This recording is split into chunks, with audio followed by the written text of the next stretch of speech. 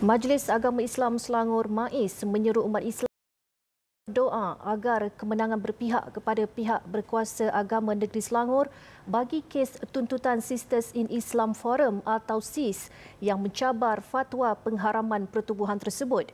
Pengerusi MAIS Datuk Salehuddin Saidin berkata, kemenangan seharusnya berpihak kepada pihak berkuasa agama agar tiada lagi isu mencabar fatwa seperti ini berlaku lagi pada masa depan.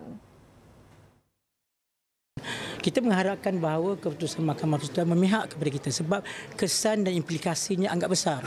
Kalau sekiranya dia tidak memihak kepada pihak kerajaan kerana dikatakan bahawa mereka boleh mencabar apa saja fatwa selepas ini.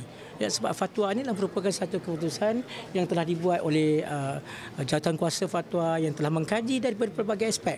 Sebelum sesuatu keputusan menjadikan dia sebagai satu fatwa bagi pemakaian di negeri ini terpakai.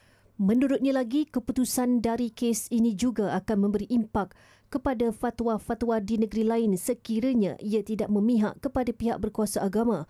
Tambahnya, sejak 2 minggu lalu, Jabatan Agama Islam Selangor JAIS telah mengarahkan semua masjid dan surau Jumaat di negeri itu untuk mengadakan solat hajat bagi memohon kemenangan terhadap permohonan isu ini yang dijadualkan akan dimuktamadkan di Mahkamah Persekutuan esok. SIS mencabar fatwa yang mengisytiharkan mereka sebagai sesat dan menyeleweng daripada ajaran Islam. Beliau berkata demikian kepada pemberita selepas majlis penyerahan fidyah wang saku pelajar yang diadakan di Shah Alam siang tadi. Dalam majlis itu, MAIS mengagikan 4.6 juta ringgit kepada pelajar-pelajar yang kurang berkemampuan melalui kerjasama rakan strategik agihan fidyah MAIS.